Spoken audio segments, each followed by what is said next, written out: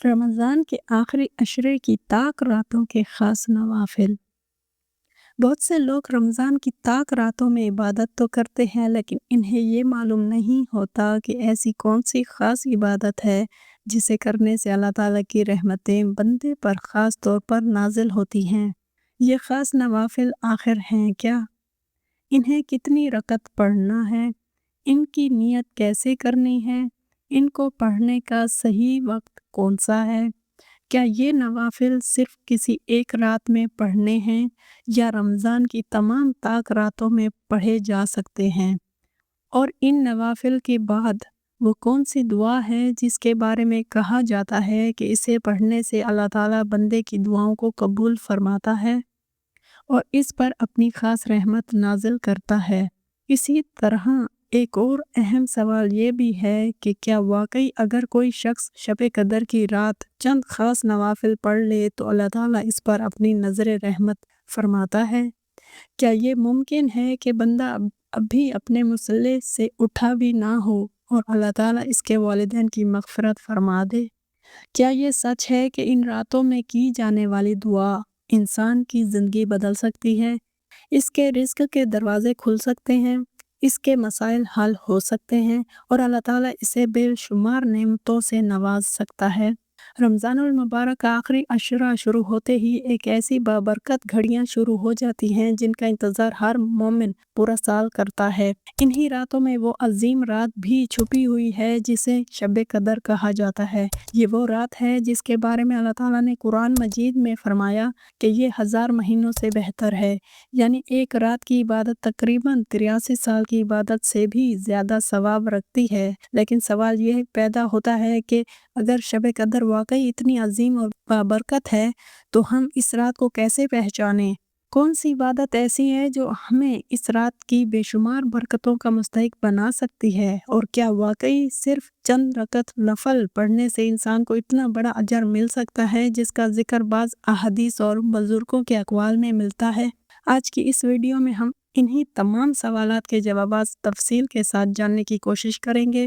ہم یہ بھی سمجھیں گے کہ رمضان المبارک کی طاق راتیں کون سی ہیں، شب قدر کی اصل حقیقت کیا ہے، ان راتوں میں کون سے خاص نوافل پڑھے جاتے ہیں، ان کی نیت اور طریقہ کار کیا ہے، اور وہ کون سی دعا ہے جو ان نوافل کے بعد مانگی جاتی ہے۔ اگر آپ بھی چاہتے ہیں کہ رمضان کی ان بابرکت راتوں میں اللہ تعالیٰ کی خاص رحمتیں اور برکتیں حاصل کریں تو اس ویڈیو کو آخر تک ضرور دیکھیں، کیونکہ ممکن ہے کہ انہی راتوں میں اللہ تعالیٰ آپ کی زندگی میں ایسی برکت عطا فرما دے جس کا آپ نے کبھی تصور بھی نہ کیا ہو۔ رحمت و برکات سمیٹنے کی راتیں۔ رمضان المبارک کا آخری عشرہ شروع ہوتے ہی عبادت کی اہمیت اور بھی بڑھ جاتی ہے۔ یہ وہ دن اور راتیں ہیں جنہیں اللہ تعالیٰ نے خاص رحمتوں اور برکتوں سے بھر دیا ہے۔ انہی راتوں میں ایک ایسی عظیم رات بھی چھپی ہوئی ہے جسے شب قدر کہا جاتا ہے۔ یہ وہ رات ہے جس کا ذکر اللہ تعالیٰ نے خود قرآن مجید میں فرمایا اور اس کی عظمت کو بیان کرنے کے لیے ایک مکمل سورت نازل فرمائی۔ اس سے اندازہ لگایا جا سکتا ہے کہ یہ رات کتنی بابرکت اور کتنی اہم ہے۔ حضرت عائشہ صدیقہ رضی اللہ عنہا بیان کرتی ہیں کہ جب رمضان المبارک کا آخری عشرہ شروع ہوتا تو نبی کریم صلی اللہ علیہ وآلہ وسلم اپنی عبادت کو مزید بڑھا دیتے تھے۔ آپ صلی اللہ علیہ وآلہ وسلم کمر کس لیتے، راتوں کو زندہ رکھتے، یعنی پوری رات عبادت، ذکر اور دعا میں گزارتے اور اپنے گھر والوں کو بھی جگاتے تاکہ وہ بھی ان بابرکت راتوں کی فضیلت سے محروم نہ رہ جائیں۔ اس سے ہمیں یہ سبق ملتا ہے کہ رمضان کی آخری 10 دن عام دنوں کی طرح نہیں ہوتے، بلکہ یہ وہ قیمتی لمحات ہوتے ہیں جن میں بندہ اللہ تعالیٰ کے بہت قریب ہو سکتا ہے۔ یہی وہ عشرہ ہے جس میں شب قدر موجود ہوتی ہے۔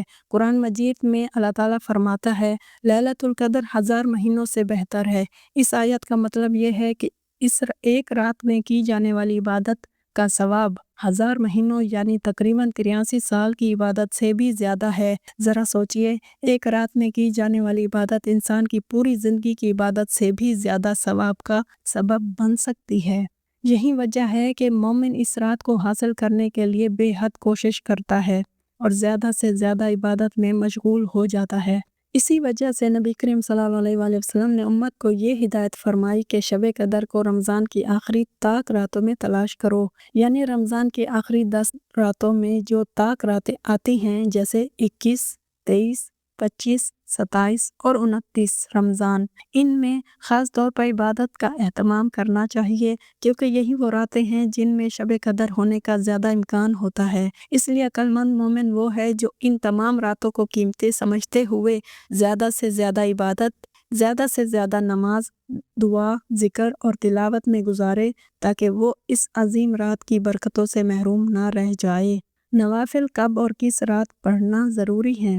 شب قدر کی ان بابرکت راتوں میں جو خاص نوافل پڑھے جاتے ہیں، ان کا وقت بھی بہت آسان اور وسیع رکھا گیا ہے تاکہ ہر مسلمان اپنی سہولت کے مطابق انہیں ادا کر سکے۔ ان نوافل کا وقت مغرب کی نماز کے بعد سے لے کر فجر کی اذان تک ہوتا ہے، یعنی جیسے ہی مغرب کی نماز ادا ہو جائے اس کے بعد سے رات بھر کے کسی بھی حصے میں یہ نوافل پڑھے جا سکتے ہیں۔ اگر کوئی شخص عشاء کے بعد پڑھنا چاہے تو بھی پڑھ سکتا ہے، اور اگر کوئی رات کے آخری حصے میں اٹھ کر پڑھنا چاہے تو بھی اس کے لیے یہ بہترین وقت ہوتا ہے، کیونکہ آخری پہر میں اللہ تعالیٰ کی رحمتیں اور بھی زیادہ نازل ہوتی ہیں۔ یہ نوافل خاص طور پر رمضان المبارک کی طاق راتوں میں پڑھے جاتے ہیں۔ یہ طاق راتیں عام طور پر آخری عشرے کی طاق تاریخیں ہوتی ہیں، یعنی 21 رمضان، 23 رمضان، 25 رمضان، 27 رمضان اور 29 رمضان۔ انہی راتوں میں شب قدر کو تلاش کرنے کا حکم دیا گیا ہے۔ اس لیے اگر کوئی شخص ان 5 راتوں میں سے کسی ایک رات میں بھی یہ نوافل پڑھ لے تو اسے انشاءاللہ بڑی برکت اور اجر حاصل ہو سکتا ہے، لیکن اگر کوئی شخص کوشش کرے کہ ان تمام طاق راتوں میں یہ نوافل ادا کرے تو اس کی برکت اور بھی بڑھ جاتی ہے، کیونکہ اس طرح شب قدر کی رات کو پانے کا امکان اور بھی زیادہ ہو جاتا ہے۔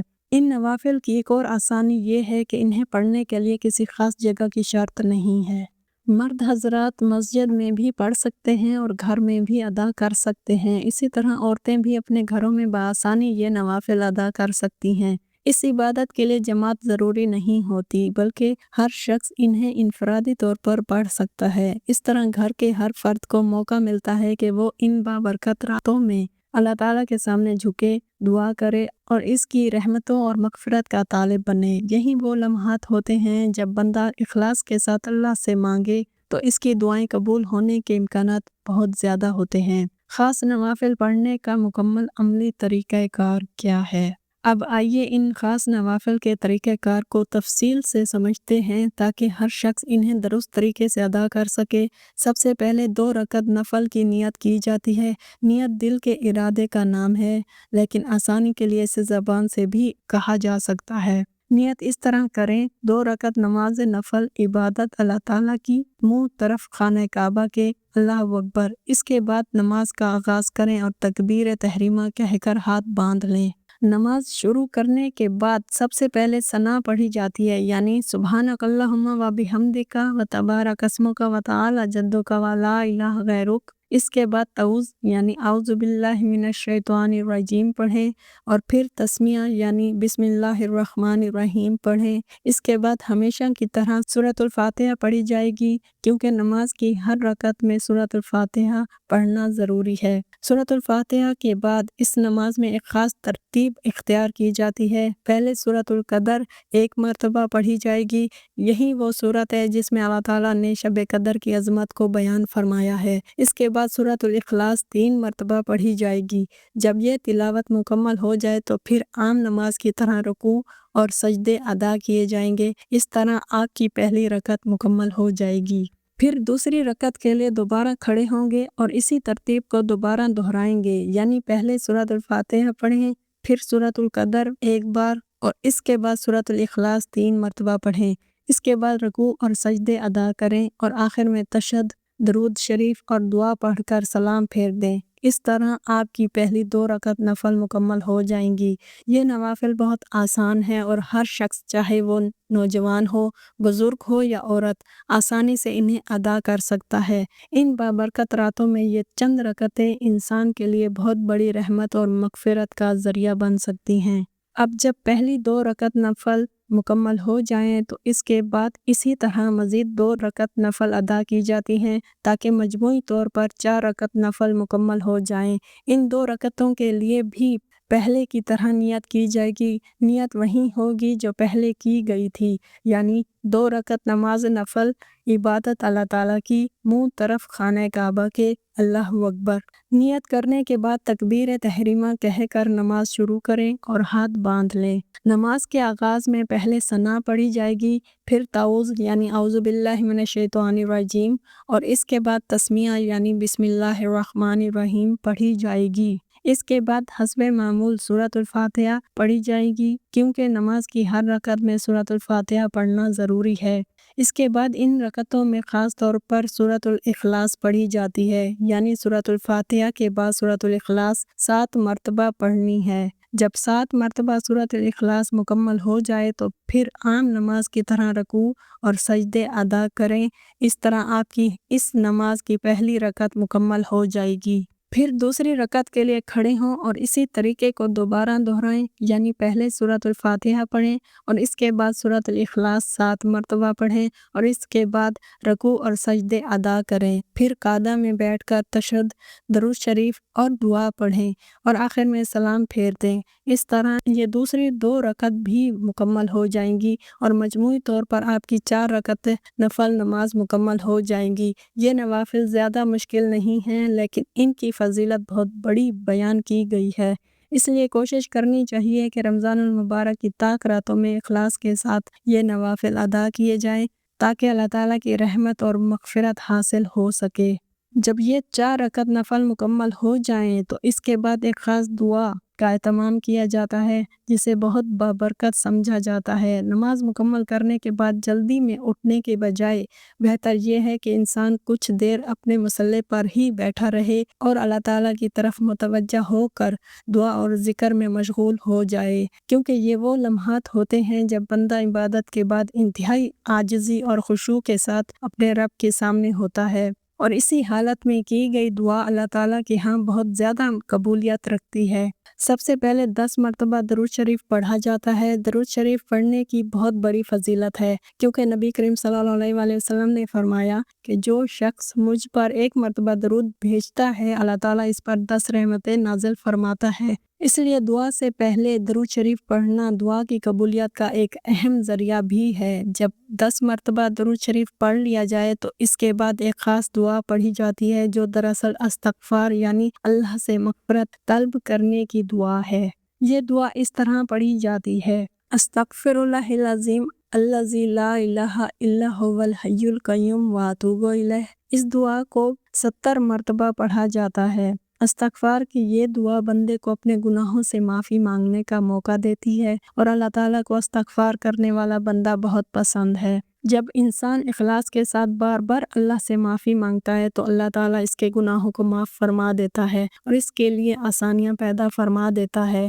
جب یہ دعا 70 مرتبہ مکمل ہو جائے تو اس کے بعد دوبارہ 10 مرتبہ درود شریف پڑھیں۔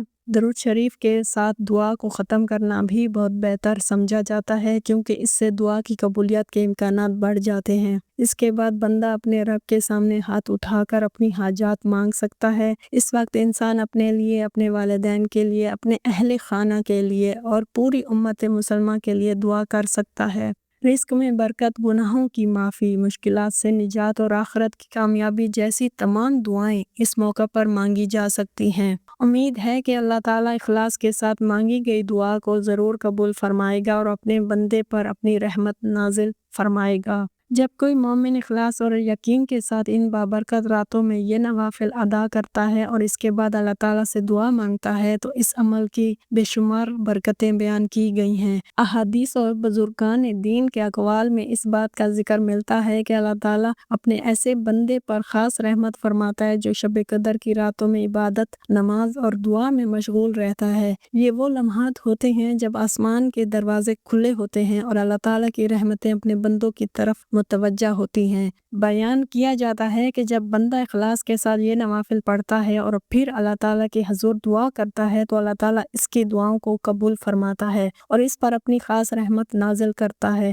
یہاں تک کہ اللہ تعالیٰ اس کے والدین کی مغفرت بھی فرما دیتا ہے۔ ایک مومن کے لیے اس سے بڑی خوشخبری کیا ہو سکتی ہے کہ اس کی عبادت کی برکت سے اس کے ماں باپ کے گناہ بھی معاف کر دیے جائیں۔ اسی طرح روایات میں یہ بھی ذکر کیا گیا ہے کہ اللہ تعالیٰ فرشتوں کو حکم دیتا ہے کہ اس بندے کے لیے جنت میں درخت لگائے جائیں، جنت کے وہ درخت جن کے سائے اور پھل ہمیشہ کے لیے ہوں گے۔ مزید یہ کہ اس کے لیے جنت میں محلات تیار کیے جاتے ہیں اور وہاں نہریں جاری کی جاتی ہیں۔ یہ سب اس بات کی علامت ہے کہ اللہ تعالیٰ اس بندے کے لیے آخرت میں بڑی نعمتیں اور انعامات تیار کر رہا ہے۔ سب سے بڑھ کر یہ کہ اس عمل کے بعد جب بندہ اللہ تعالیٰ سے اپنی حاجات مانگتا ہے تو اس کی دعاؤں کی قبول ہونے کے امکانات بہت زیادہ ہو جاتے ہیں، کیونکہ وہ ایک ایسی بابرکت رات میں اللہ کو پکار رہا ہوتا ہے جس کی عبادت 1000 مہینوں کی عبادت سے بھی بہتر ہے۔ اس لیے اہل ایمان کو چاہیے کہ ان قیمتی راتوں کو ضائع نہ کریں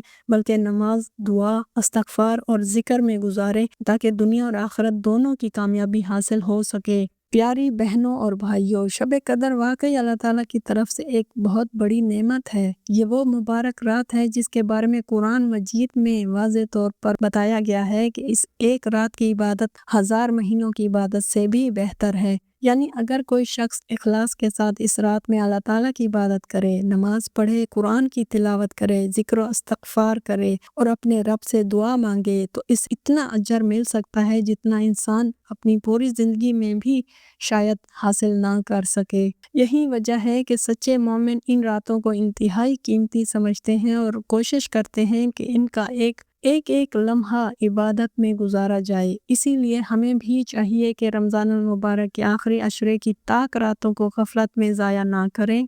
ان راتوں میں زیادہ سے زیادہ نماز پڑھیں، نوافل ادا کریں، قرآن مجید کی تلاوت کریں، اللہ تعالیٰ سے اپنے گناہوں کی سچی توبہ کریں اور دل سے دعا مانگیں۔ ہو سکتا ہے کہ انہی راتوں میں اللہ تعالیٰ ہماری دعائیں قبول فرما لے، ہمارے گناہوں کو معاف کر دے اور ہماری زندگی میں خیر و برکت عطا فرما دے۔ اللہ تعالیٰ ہم سب کو شب قدر کی حقیقی برکتیں حاصل کرنے کی توفیق عطا فرمائے اور ہمیں ان خوش نصیب لوگوں میں شامل کرے جو ان بابرکت راتوں میں اللہ کی رحمت اور مغفرت حاصل کر لیتے ہیں۔ آمین۔ اگر آپ کو یہ معلوماتی ویڈیو پسند آئی ہو تو اسے ضرور اپنے دوستوں اور گھر والوں کے ساتھ شیئر کریں تاکہ زیادہ سے زیادہ لوگ اس عمل کے بارے میں جان سکیں اور ان بابرکت راتوں سے فائدہ اٹھا سکیں۔ جزاک اللہ خیرہ۔ اللہ حافظ۔